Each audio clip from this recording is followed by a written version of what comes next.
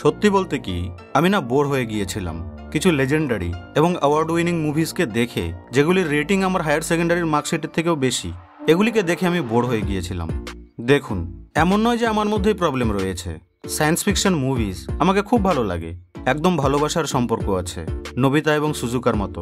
তো আমিও ভাবলাম যে আমার এই দুঃখ কারো সাথে একটু শেয়ার করি। তো আমি গুগলে গিয়ে সার্চ করলাম। সেখানে আমি জানতে পারলাম যে আমার সেকেন্ড স্টেজের ব্রেন ক্যান্সার হয়েছে। তারপর আমি রেডিটের ছত্রছায়ায় গেলাম। সেখানে আমি এমন বহু লোককে পেলাম যাদেরও ঠিক আমার মতোই সমস্যা হয়েছে। প্রথমে তো আমি খুবই খুশি হলাম যে আমি একাই তো এই প্রবলেমে সাফার করছি না। সেখানে আমি জানলাম যে আমার সাথে যা হচ্ছে তাকে বলা হয় শর্ট অ্যাটেনশন স্প্যান। আসলে হয় কি, এই রোগে যারা সাফার করে তাদের ছোট হয়ে যায় অ্যাটেনশন স্প্যান। এরা দীর্ঘ সময় ধরে কোনো কাজ বা কোনো টপিকে ফোকাস করতে পারে না, ইন্টারনাল এবং এক্সটার্নাল ডিস্ট্রাকশনের কারণে। আর এই সেম প্রবলেম যদি কোনো ব্যক্তির সাথে দীর্ঘদিন ধরে হয় তখন এটি বড় আকার ধারণ করে। আর একে মেডিকেল টার্মে attention deficit hyper activity disorder বলা হয়।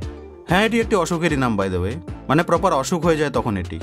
ওয়েল, প্রবলেমটিকে তো ক্লিয়ারলি বুঝলাম, কিন্তু এটি কেন হয় সেটিও তো জানতে হবে আমাদেরকে।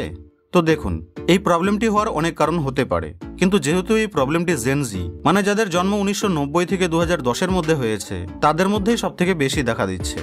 তাই এদের এই রোগ হওয়ার যে মুখ্য কারণ রয়েছে তার ব্যাপারেই আজ আমরা কথা বলবো। আর জানেন এর কারণ কি? আপনার হাতের স্মার্টফোন এবং তার ভেতরে লুকিয়ে থাকা সোশ্যাল মিডিয়া। কংগ্রাচুলেশন, আপনি টাকা দিয়ে রোগ কিনে এনেছেন। তো চলুন একটি প্রশ্ন উত্তরের খেলা খেলি।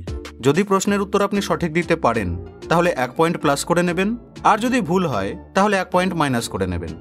রেডি? প্রথম প্রশ্ন হলো যে আপনার কি প্রায় মনে হয় যে আপনার ফোনটি ভাইব্রেট করছে, কিন্তু ফোন ছুঁয়ে দেখেন যে সেটি ভাইব্রেট করেনি? দ্বিতীয় প্রশ্ন, আপনি কি বারবার আপনার ফোনের নোটিফিকেশনগুলিকে ক্লিয়ার করতে থাকেন এবং সবসময় কোনো একটি নোটিফিকেশনের অপেক্ষা করেন? তৃতীয় প্রশ্ন, আপনার মন না থাকা সত্ত্বেও কি আপনি ইনস্টা রিলস এবং শর্টসকে স্ক্রল করতে থাকেন? চতুর্থ প্রশ্ন, আপনার ইনস্টাগ্রামের ফলোয়ার কমলে বা বাড়লে কি আপনার হার্টবিট বেড়ে যায়? এবং পঞ্চম প্রশ্ন, আপনি কি আপনার ফোনকে টয়লেটে নিয়ে যান?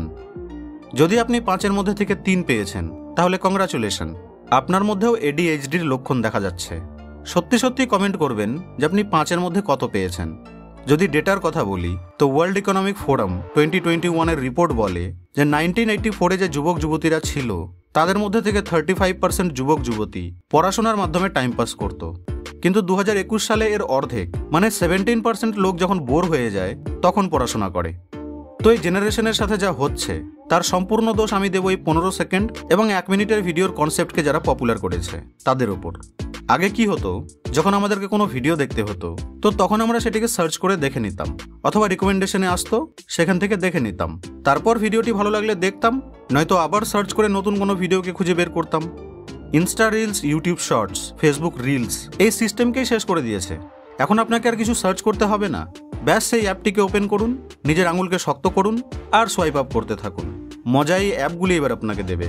তাছাড়াও জনসাধারণ অত ছোটোখাটো পরিশ্রম করতে পছন্দ করে না, আর এই জন্যে এই সিস্টেমটি আজ এতটা পপুলার হয়ে গেছে। লোকেরা টাইম পাস করার জন্যে কিছু না কিছু চায়, আর এই জন্যেই রিলস, শর্টস, টিকটক মজের মতো আলতু ফালতু অ্যাপ আসতে শুরু করলো। আর ইনস্টাগ্রাম রিলসের ব্যাপারে কী বা বলবো, এদের প্রতিটি ভিডিওতে মনে হয় কোকেন মেশানো থাকে। বাই দ্য ওয়ে, আপনি কি কোনোদিন কোকেন খেয়েছেন? খেতে যাবেন না, অনেক দাম বন্ধু। যাই হোক, যখন প্রতি 15 সেকেন্ডে আপনি মজা পাচ্ছেন আর এতেই আপনি খুশি হচ্ছেন তখন অবভিয়াসলি 10 মিনিটের ভিডিও আপনাকে 10 ঘন্টার মতো মনে হবে, আর 2 থেকে আড়াই ঘন্টার সিনেমা তো আপনাকে বোর করে দেবে। দেখুন বন্ধু, আমি আপনার ক্ষতস্থানে ম্যাগি মশলা দিতে আসিনি, আমি আপনাকে সমাধানও দেব। 3টি উপায় আছে যার সাহায্যে আপনি আপনার শর্ট অ্যাটেনশন স্প্যানকে শেষ করতে পারবেন। অলমোস্ট শেষ করতে পারবেন না, কন্ট্রোল করতে পারবেন। ওকে, প্রথম হলো মনিটর ইওর স্ক্রিন টাইম। ফোনের সেটিংয়ে যান এবং ডিজিটাল ওয়েলবিংকে ওপেন করে দেখুন যে আপনি প্রতিদিন কত ঘন্টা ফোন চালান। দেখে নিয়ে আফসোস করার পর আপনি সেই অ্যাপটিতে টাইমার সেট করুন। প্রতিটি অ্যাপে 30 মিনিটের টাইমার সেট করুন, যেই অ্যাপটিকে সারাদিনে আমি কেবল 30 মিনিটই ইউজ করব। এর ফলে আপনি সোশ্যাল মিডিয়ায় কম সময় নষ্ট করতে পারবেন। দ্বিতীয় হলো set specific time to check social media. Actually হয় কি, যখনই আমরা একটু ফাঁকা সময় পাই তখনই আমরা সোশ্যাল মিডিয়া ওপেন করে ব্যবহার করতে শুরু করে দিই। কিন্তু এবার কি করবেন, এবার থেকে সারাদিনের মধ্যে থেকে একটি টাইম স্লট বের করে নিয়ে সোশ্যাল মিডিয়ার ইউজ করবেন। যেমন ব্রেকফাস্টের পর বা বিকেলবেলা, কেবল এইটুকু সময়ের জন্যই আপনি সোশ্যাল মিডিয়ার ইউজ করবেন।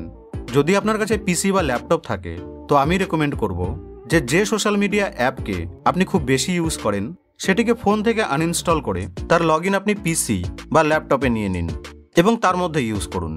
এতে হবে কি, ওই কম্পিউটার ওপেন করতে, সোশ্যাল মিডিয়া ব্যবহার করতে আর ওকে শাটডাউন করতে আপনার সোশ্যাল মিডিয়া ব্যবহার করার মনই শেষ হয়ে যাবে। এবং তৃতীয় হলো রিল্যাক্স ইওর মাইন্ড। বহু রিসার্চে পাওয়া গেছে যে বেশি সোশ্যাল মিডিয়া ব্যবহার করলে মানুষের মধ্যে মুড সুইং, অ্যাংজাইটি, ডিপ্রেশনের মতো সমস্যা তৈরি হয়। তাই আমি আপনাকে সাজেস্ট করব যে এই ব্যাপারটিকে আপনি সিরিয়াসলি নিন। চেষ্টা করুন সবসময় রিল্যাক্স থাকার, নিজের সাথে টাইম স্পেন্ড করুন, ফ্যামিলির সাথে টাইম স্পেন্ড করুন, সকালে তাড়াতাড়ি ঘুম থেকে উঠে পড়ুন। যদি এগুলি কঠিন মনে হচ্ছে তো সিম্পলি ফোনকে বাড়িতে রেখে বিকেলে কোথাও ঘুরতে বেরিয়ে পড়ুন, সূর্যাস্ত দেখতে যান। এতে নিজের সাথে আপনার যে সম্পর্ক আছে সেটি আরও গভীর হবে। বেশ, এই জিনিসগুলি আপনি একবার ট্রাই করে দেখুন, আমি গ্যারেন্টি দিচ্ছি যে আপনি অনেকটা ভালো ফিল করবেন। আপনাদের সঙ্গে আবার দেখা হবে নেক্সট ভিডিওতে।